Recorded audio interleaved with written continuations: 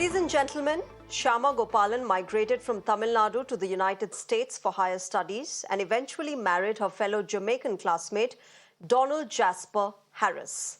The two had a daughter who is today, in all probability, going to be the Democratic presidential nominee. With record-breaking donations coming her way, Kamala Harris today got the endorsement of the Obamas as well. Barack and Michelle Obama posted a neatly designed video talking with Kamala over a phone call, ending days of speculations and questions about why the former president and the first African-American president of US still hasn't supported her publicly. Hello. Hi. Hey there.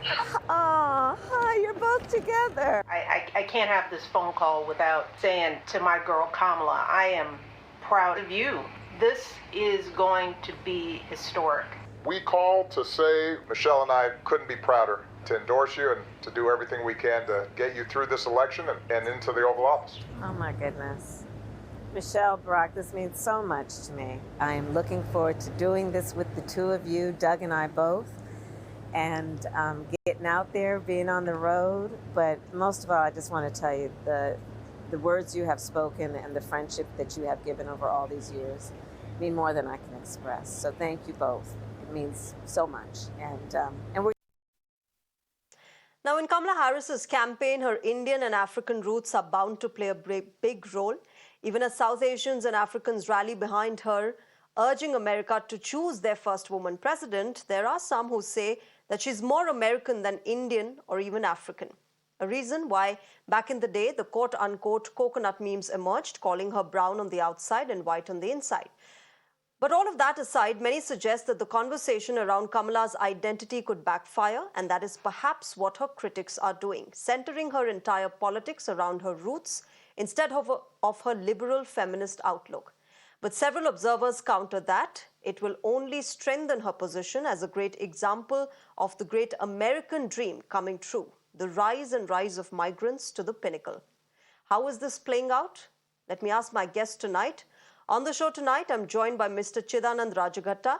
He's the author of Kamala Harris's biography. It's called Kamala Harris, Phenomenal Woman, which chronicles the life, the struggles, and the rise of Kamala Harris. Mr. Rajaghatta, good evening. Namaskar. Welcome to Mirror Now. Let me start by asking you, with the big news that came in today, the Obamas endorsing Kamala Harris. That was something that was speculated, being talked about, being questioned. All of that now has been silenced. Yes, I mean, I think there was never any doubt that President Obama was going to endorse her. They go back a long way. I think, all the speculation that is holding back, it was not based on anything other than the fact that he was being respectful and waiting for President Biden to, formally cede his nomination and speak to the nation. But otherwise, they are actually pretty close friends. Kamala Harris actually volunteered for Obama's campaign in 2007 when he first declared his run for the White House, long before anybody thought he could even, get the Democratic nomination.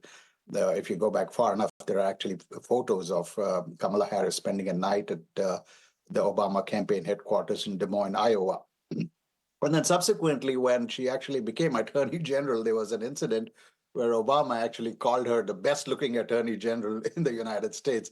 And then he had to reel back and apologize for it because a lot of feminists thought that was a very sexist remark and he shouldn't have gone so far. So they're really good friends. They've worked together for a long time. And you can see that, in the kind of warmth of the conversation they had, videos of which have been released by both parties.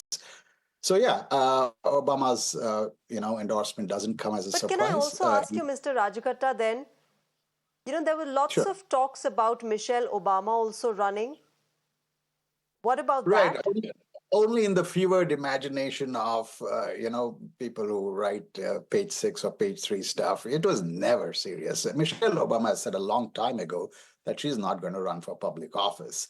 But hey, you know what? Journalists love to speculate, love to, float out things there. It makes good copy, good story. So yeah, but no, she was never in the mix at any point in time. And the speed with which Kamala Harris managed to get the entire party behind her, actually forced Obama to probably advances. He would have probably liked to time it even better. But yeah, this was always going to happen, and yeah, that's a little more momentum and shot in the arm, Okay. more energy for the campaign. Since you mentioned the fact, Mr. Rajakatta, that she was able to create that momentum for herself since her name was announced, there is also a lot of speculation. And I ask you because here in India, we hear a lot about, what's happening in the United States. Perhaps, some things are true, some things are just speculation trickling down to India. But that's the information we get. Just the fact that because she was able to get that sort of record-breaking donation as soon as her name was announced, perhaps there was some sort of internal politics within the Democratic Party that wanted Kamala Harris to be the nominee this time around, and they had pushed Joe Biden to actually withdraw from this race.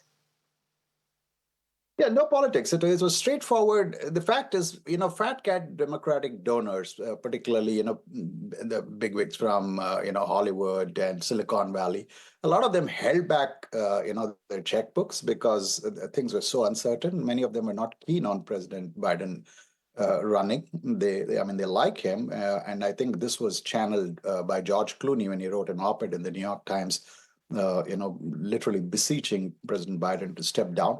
So a lot of them had held back, and once the nominee was clear, once Kamala was literally the nomination was bequeathed to her by President Biden, the checkbooks came out.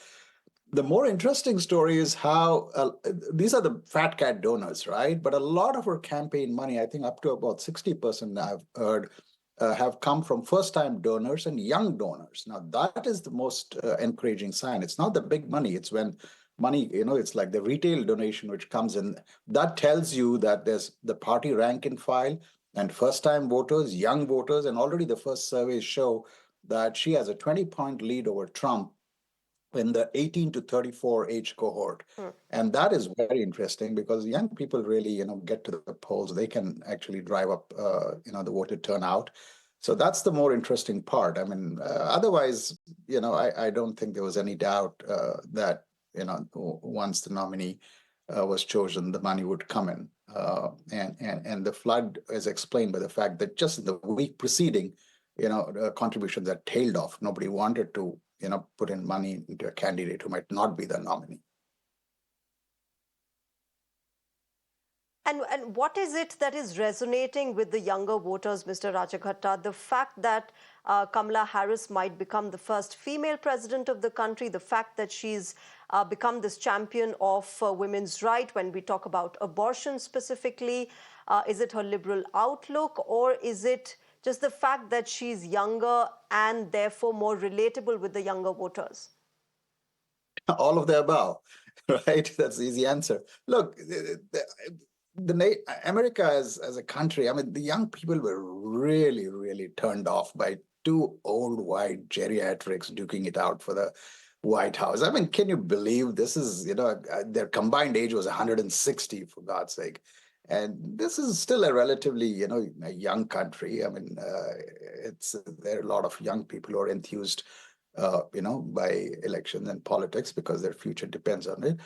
And also, you have to remember, it is a very, very, changed America, right? I mean, essentially what you have right now is a battle between, and I think the Democrats and Kamala Harris campaign have framed it correctly. Do you want to have the old go back to, white-dominated America, or, move with the times? This is a very, very multiracial, multi-ethnic, mixed America.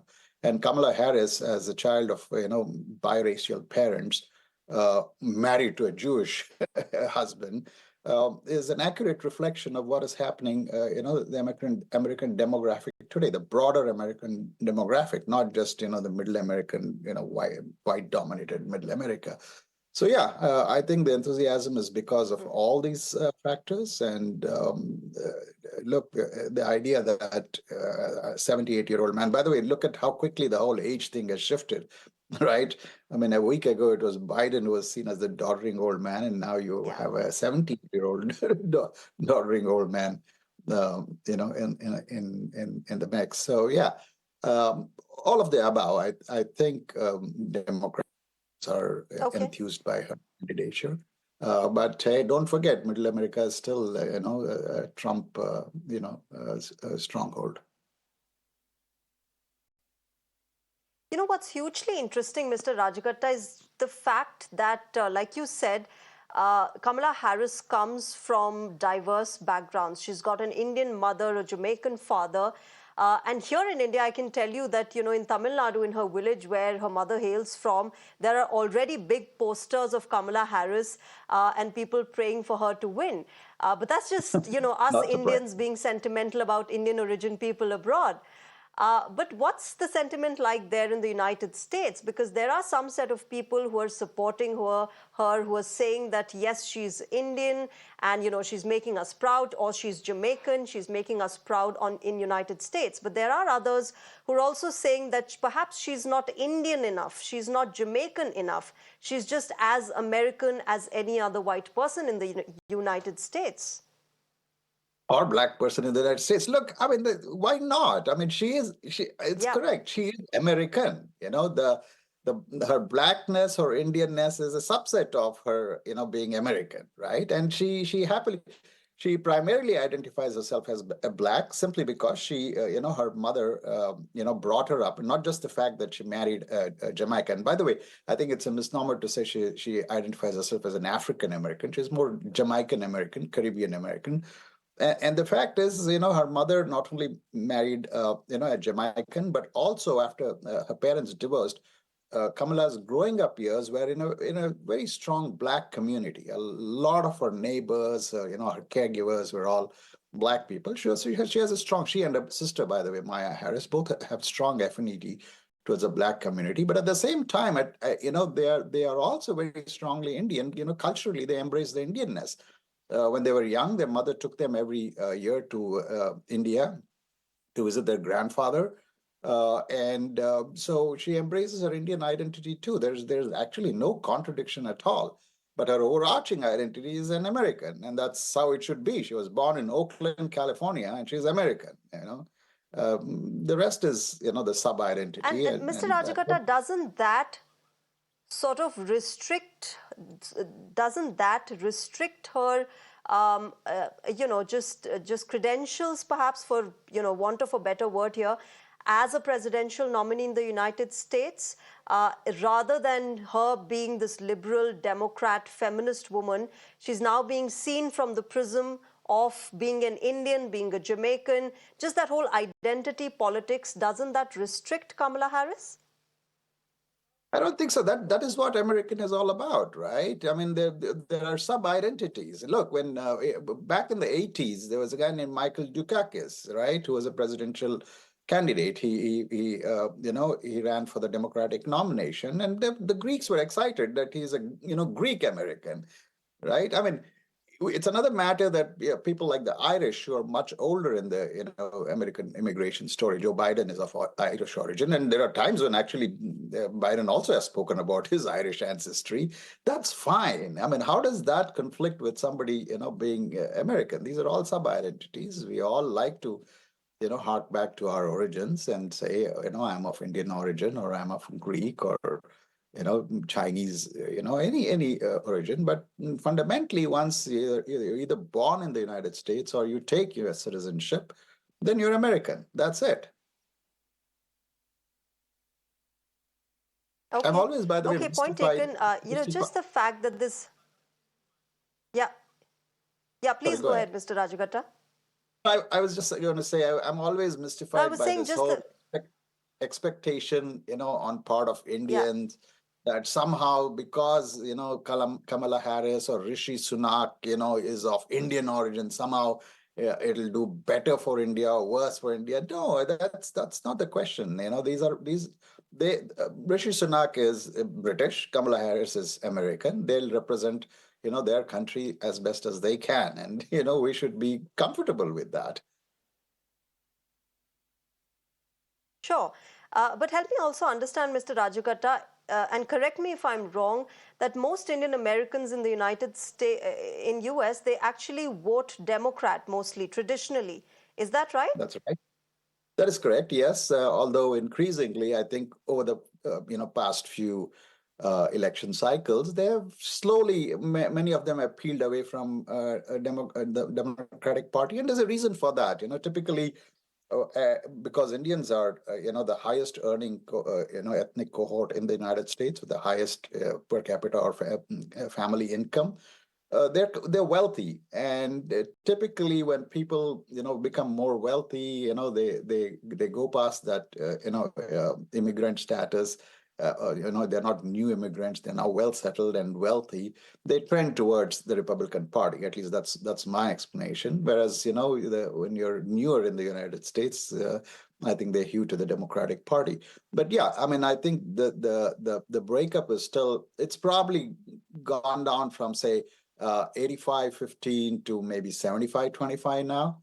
I don't know the exact numbers. I haven't seen any recent survey, but my sense is about 70 to 75% of Indian Americans still vote for the Democratic Party, but increasingly many of them trend towards the Republican Party. I mean, if you notice, all five lawmakers, congressmen, representatives in the House of Representatives who are of Indian origin are Democratic Party legislators. Okay. Okay, my one last question to you, therefore, just to get a quick answer from you, and I want a quick one from you. Is she winning this time around? Is Kamala Harris becoming the US president? Very tough. I'll tell you, it's very tough simply because you have, a Republican candidate who said that he will not recognize any result other than one which declares him the winner. He's already said that. So November 5, regardless if Kamala Harris wins, you can expect, all hell breaking loose. So the path to White House, is going to be hellish even if she wins. Because you can expect, and they've already laid the ground for it, a repeat of January 6th. Yeah, so the answer is very tough. Okay.